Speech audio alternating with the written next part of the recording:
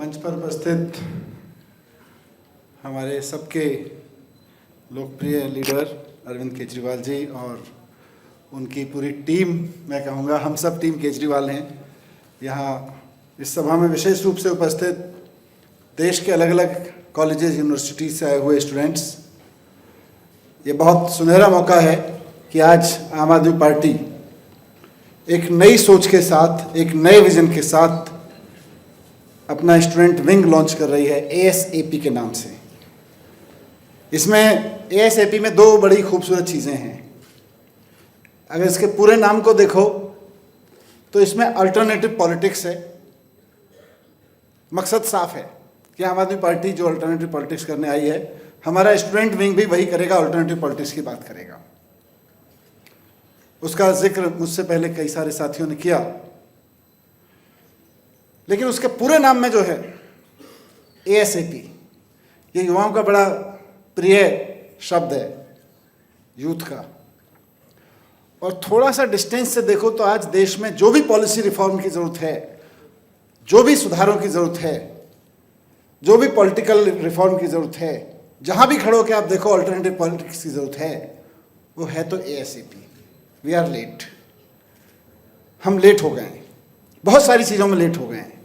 अरविंद जी हमेशा कहते हैं कि यार ऐसा कैसे हो गया कि आज़ादी के 75 साल तक किसी एक राज्य में एक भी सरकार ऐसी नहीं हुई, एक भी टर्म के लिए, जो केवल और केवल अपने आप को एजुकेशन में झोंक दे।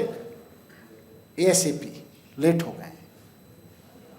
तो ASAP का नाम सिर्फ हमें थोड़ा ठंडे दिमाग से सोचेंगे तो अल्टरनेटिव पॉलिटिक्स के लिए हमेशा सोचने के लिए मजबूर करता रहेगा।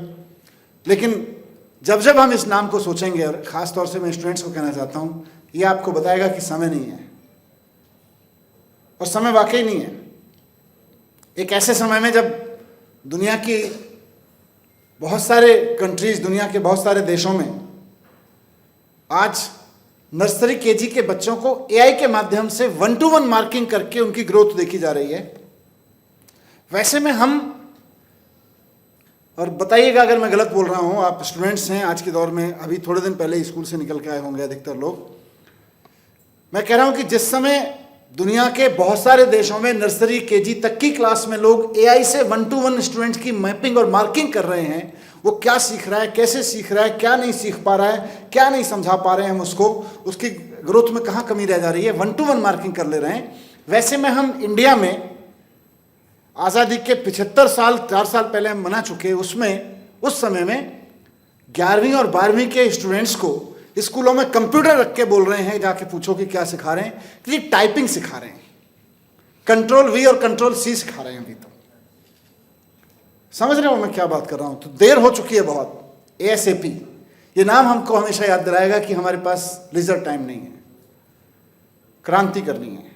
और क्रांति मुझे लगता है आम आदमी पार्टी की अभी तक की जर्नी में एक जो अचीवमेंट आम आदमी पार्टी की हुई है, जो आप सब लोगों के सहयोग से, जो साथ इधर खड़े हैं और जो मंच पे बैठे हैं, सबके सहयोग से, कि आम आदमी पार्टी इस देश में ऑल्टरनेटिव पॉलिटिक्स का एक नाम बन गई है। आज आप देश में शिक्षा की बात करो तो आम आदमी पार्टी का नाम आता है, आम आदमी पार्टी की बात करो तो शिक्षा का नाम आता है। ये एक ऑल्टरनेटिव पॉलिटिक्स हमने दी है।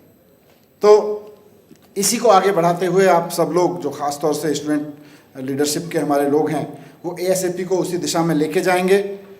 निश्चित रूप से जैसा अनुराग ने कहा, एक विज़न बहुत इम्पोर्टेंट है कि ASAP केवल और केवल आम आदमी पार्टी के चुनाव लड़ने वाले स्टूडेंट्स का एक विंग नहीं है।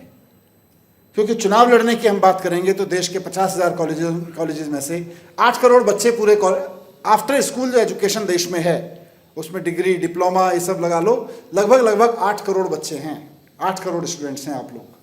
8 करोड़ स्टूडेंट्स में 50,000 अगर कॉलेजेस यूनिवर्सिटीज़ में मान लीजिए, केवल 5% में चुनाव लड़ने का काम होता है। वो तो लड़ेंगे ही, उसको नकारेंगे नहीं। मैं चाहूँगा कि एक दिन हर उस यूनिवर्सिटी से जहाँ चुनाव होता है, आम आदमी पार्टी के स्टूडेंट विंग का, ASAP का अध्यक्ष जीत के आए, सेक्रेटरी जीत के आए, वहाँ से टीम्स जीत के आए, वो भी करेंगे। लेकिन जहाँ चुनाव लड़ेंगे और जहाँ चुनाव नहीं भी होता है, वहाँ भी हम अल्टरनेटिव पॉलिटिक्स की बात करेंगे और ख़ास तौर से एजुकेशन रिफॉर्म की बात करेंगे। अनुराग ने बहुत अच्छे से मार्क किया, हम हर स्टूडेंट को, बात ये नहीं है कि जिसने पीली टी शर्ट पहन ली और जिसने कह दिया कि मैं एसीपी का मेंबर हूं, वो ही केवल और केवल ये करेगा। 8 करोड़ स्टूडेंट्स को, वैसे तो पूरे देश में अगर स्कूल और कॉलेज के लगा के देखेंगे तो 31 करोड़ स्टूडेंट्स हैं, पर 8 करोड़ खासतौर से कॉलेज वाले स्टूडेंट्स को, हायर एजुकेशन वाले स्टूडेंट्स को, 8 करोड़ स्टूडेंट्स को सोसाइटी के साथ सीधे कनेक्ट करना है, देश के साथ सीधे कनेक्ट करना है।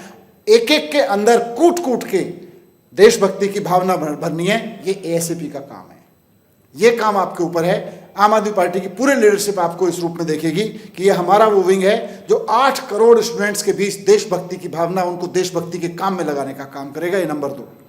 और नंबर 3 जो विषय हमारे और यहाँ बैठे हुए सब लीडर्स के बहुत करीब है, एजुकेशन रिफॉर्म। हम सब लोग पार्टी के लेवल पर जहाँ जहाँ सरकारों में मौका मिलता है एजुकेशन रिफॉर्म करने की कोशिश कर रहे हैं, लेकिन पार्टियों और सरकारों का एजुकेशन रिफॉर्म की एक लिमिट है। असली रिफॉर्म आएगा आपके बीच से। आप सब वहीं हैंड्स ऑन कॉलेज में खड़े हुए लोग हो, आपको वहां खड़े होकर देखना पड़ेगा। और आप सब लोग हमसे ज्यादा हाईटेक हो, टेक्नोलॉजी सेवी हो। आपको ये देखना पड़ेगा कि स्टूडेंट्स को लेकर क्या कमी रह जा रही है एजुकेशन में। जैसा मैंने एक सिंपल उदाहरण दिया कि यहाँ धरती पे वो भी देश हैं जहाँ नर्सरी केजी में आज एआई की बात हो रही है, और वहीं हमारे जहाँ अभी 11वीं और 12वीं में केवल टाइपराइटर चलाना सिखाया जा रहा है, व्हाट्सएप खोल के, उसका वर्ड प्रोसेसर खोल के।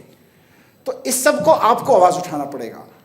आज नई एज का मैथमेटिक्स, नई एज की साइंस, नई एज की सोशल साइंस, नई एज के यूनिवर्सिटीज़ में लैंग्वेज पढ़ाने के क्या तौर तरीके दुनिया में अपने जा रहे हैं। आज बॉस्टन की किसी यूनिवर्सिटी में मैथमेटिक्स कैसे पढ़ाया जा रहा है, वो हमारी दिल्ली यूनिवर्सिटी में क्यों नहीं पढ़ाया जाना चाहिए, वो छत्तीसगढ़ की किसी यूनिवर्सिटी में क्यों नहीं पढ़ाया जाना चाहिए। वो जो रिसर्च वहाँ पे किसी कैलिफोर्निया यूनिवर्सिटी में हुई है, जापान की किसी यूनिवर्सिटी में हुई है पढ़ाने के नए तौर तरीकों पे, कंप्यूटर साइंस को पढ़ाने के नए तौर तरीकों पे, वो गुजरात की यूनिवर्सिटी में और पंजाब की यूनिवर्सिटी में क्यों नहीं पढ़ाया जाना चाहिए। ये आवाज़ आपसे उठ के आनी चाहिए। मैं चाहूँगा कि वो आपके बीच से उठ के आए।